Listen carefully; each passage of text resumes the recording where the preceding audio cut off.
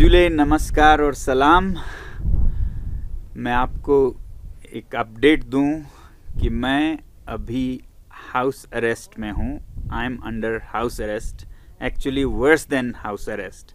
इसके बारे में मैं थोड़ी देर में बताऊंगा। पहले ये कहूं कि मैं सब लोगों को जिन्होंने कल 26 जनवरी को अनशन किया और लद्दाख के जलवायु और लोगों और संस्कृति की संरक्षण है, उसके मत में अलग अलग जगहों से अनशन किया गया एक दिन का।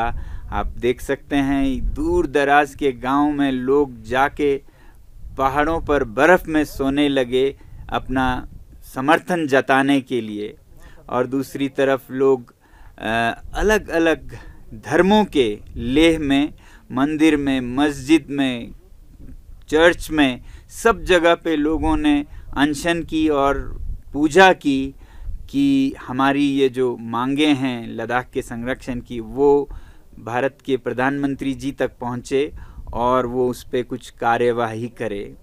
लद्दाख में ही नहीं, पूरे भारत से समाचार आए, अलग अलग जगहों पे लोगों ने कहीं अनशन, कहीं पूजा की और बाहर सोए।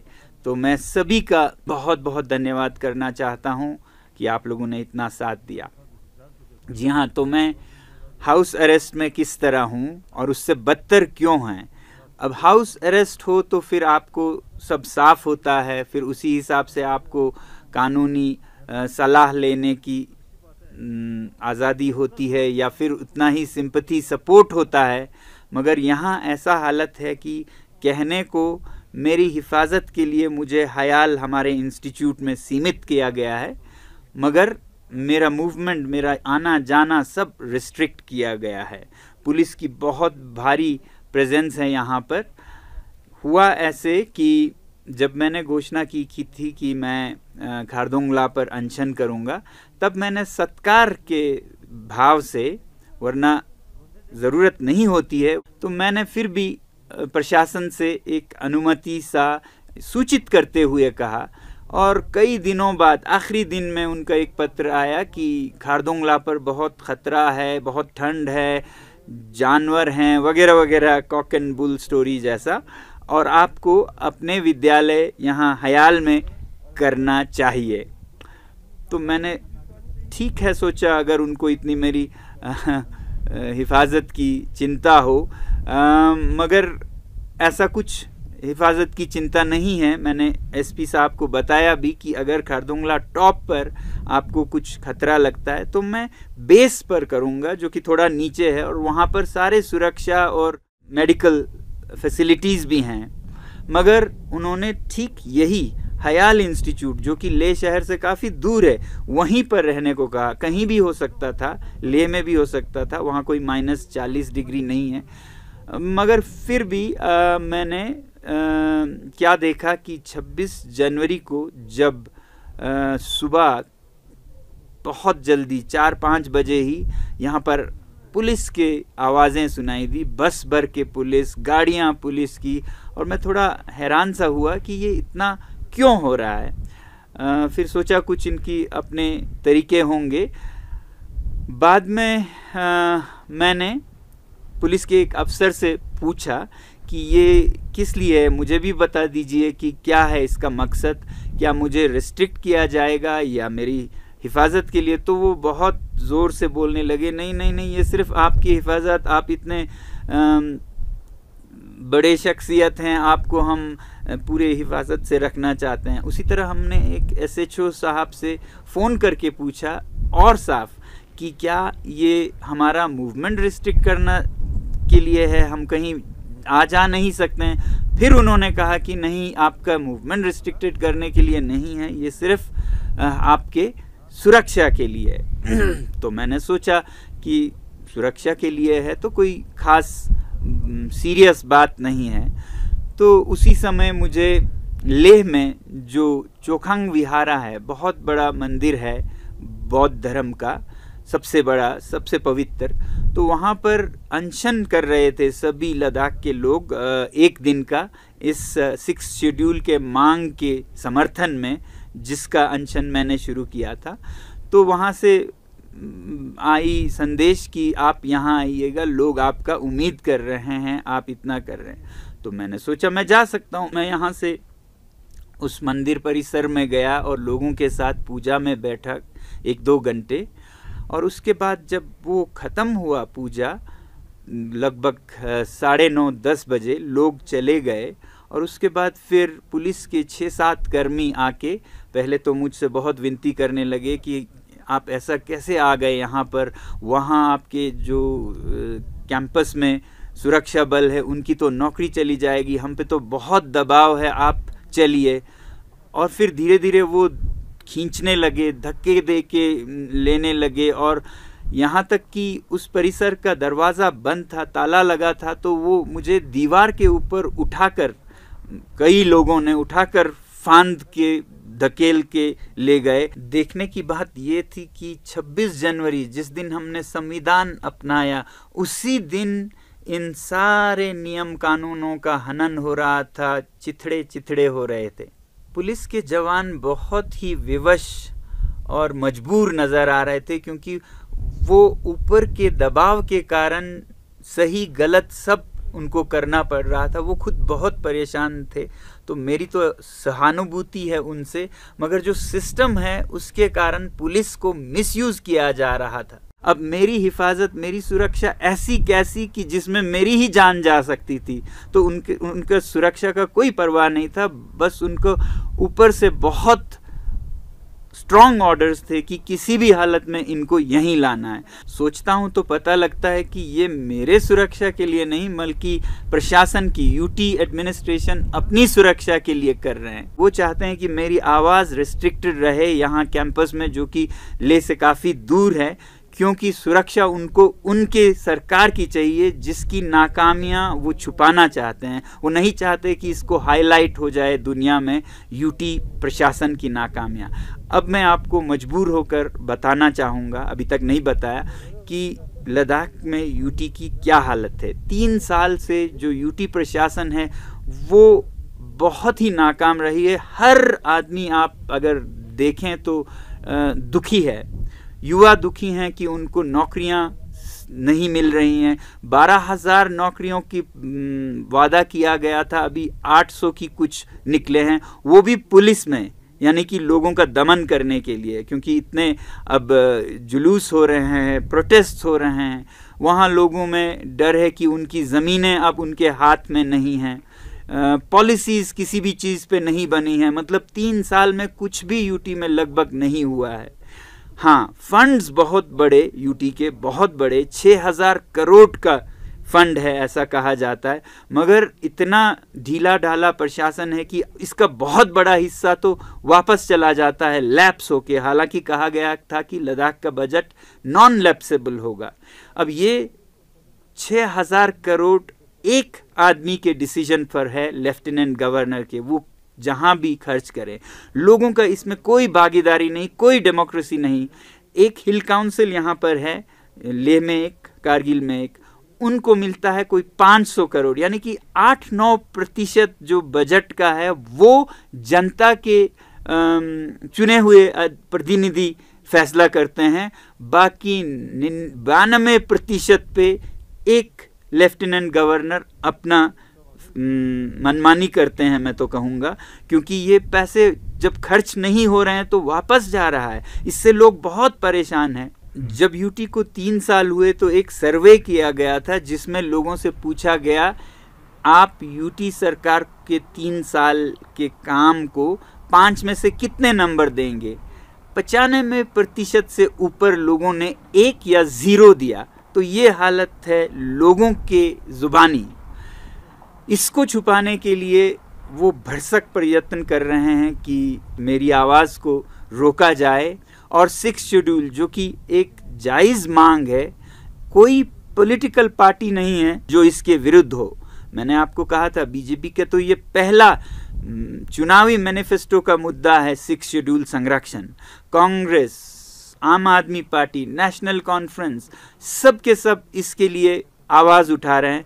तो फिर ये पॉलिटिकल नहीं है, मगर फिर भी कोई 6 शेड्यूल की आवाज़ उठाए तो उसे FIR कर दिया जाता है। 1 साल पहले कुछ पत्रकार जिन्होंने 6 शेड्यूल के ऊपर कुछ अप्रूवल दिए सोशल मीडिया पर, उन पर FIR निकाल दिया। कोई प्रोफेसर्स जिन्होंने अपने प्रोफाइल में 6 शेड्यूल की मांग का जिक्र किया, उन्हें कहीं का कहीं ट्रांसफ़र कर दिया गया। और यहाँ तक कि एक एंटरप्रेन्योर हैं जिन्होंने सिर्फ ये कहा कि अभी तेल और चावल महंगे हो गए हैं, उन पर FIR कर दिया गया। ऐसी मनमर्जी चल रही है।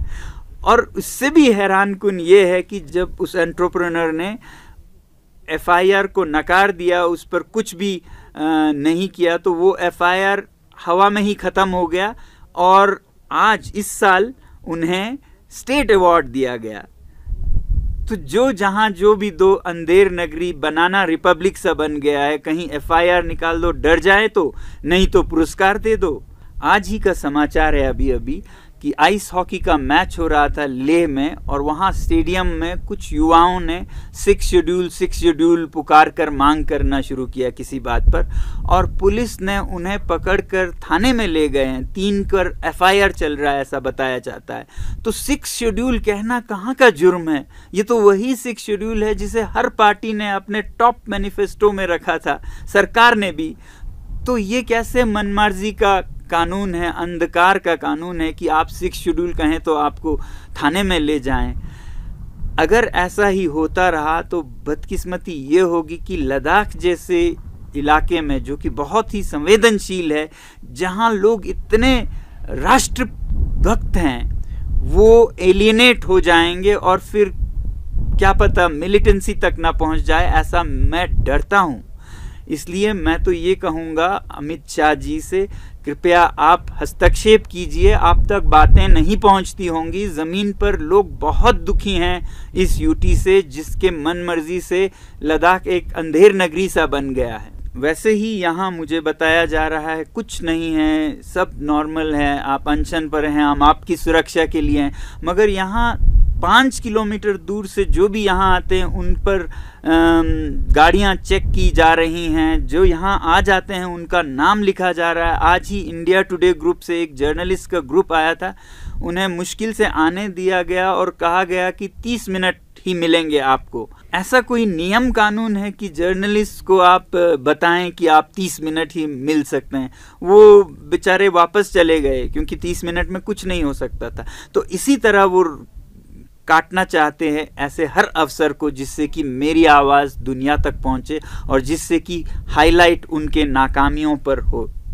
ये बदकिस्मती है, दुर्भाग्य है कि मुझे अब के जो हालात बन गए उसके कारण ये सब बताना पड़ रहा है, क्योंकि मैं ये अवॉइड कर रहा था। मैं तो केवल पर्यावरण और उसके संरक्षण तक अपने आप को सीमित कर रहा था, मगर जिस तरह से उन्होंने मुझे अब एक तरह से रिस्ट्रिक्ट कर रखा है, मुझे लगता है कि ये आवाज़ आप लोगों तक पहुंचने की ज़रूरत है। मैं चाहूँगा कि आप लोग भी इसके लिए आवाज़ उठाएं। भारत एक बनाना रिपब्लिक नहीं है, भारत विश्व का एक सबसे अग्रसर देश है। उसमें एक जो उसका सर का ताज है, वो अगर अंधेर नगरी बन जाए तो दुनिया के लिए हम क्या बताने के काबिल रह जाएंगे।